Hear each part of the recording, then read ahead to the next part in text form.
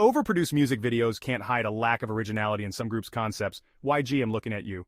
Some idols are famous for doing the bare minimum because their fans are delusional. Half the self-produced songs idols brag about would never chart without their fandom's blind loyalty. Visual positions are just an excuse to debut mediocre talents who wouldn't make it otherwise. Many K-pop groups have interchangeable sounds that wouldn't survive outside of their fandom bubble. Some idols wouldn't last a day in the industry without auto-tune and heavy editing. A lot of K-pop concepts are just recycled trends pretending to be innovative. Companies prioritize looks so much that they let talentless trainees debut as long as they fit the aesthetic.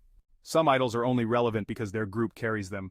Fans pretend every comeback is revolutionary when most of them are just slightly repackaged versions of the last one. Certain groups are still writing off their past hits and haven't evolved musically in years. Some idols rely more on their looks than their actual talent to stay relevant. Certain fandoms care more about fan wars and breaking records than appreciating good music. Not all visuals in K-pop are stunning, some are actually pretty ugly. Fans romanticize the hard work narrative when some idols are just there because of their company. Many groups wouldn't survive without their company's budget backing them. Line distributions often prove that some members are just fillers in their groups. Too many rookie groups are debuting without anything unique to offer. Some fans excuse problematic behavior from idols just because they're famous. Big Bang fans, I'm looking at you.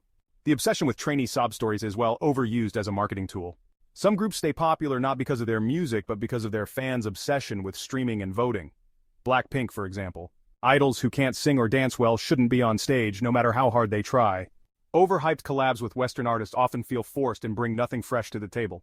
BTS featuring SIA, well, it's a prime example of this trend. Some idols wouldn't have debuted if they weren't from big companies.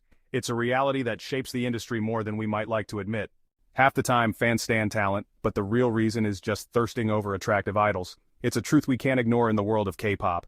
Many groups are only relevant because their label pumps millions into marketing to make them look bigger than they are. Some idols don't even like being in the industry and are clearly just there for the paycheck, which I respect. The obsession with bias culture makes fans ignore glaring flaws in their favorite members. For every groundbreaking K-pop hit, there are 10 others that are completely forgettable. Some fandoms are more focused on breaking streaming records than their idols making actual good music. Blinks once again and many more. That's all, peasants. Let me know if you want more of these. Like and subscribe for clear skin.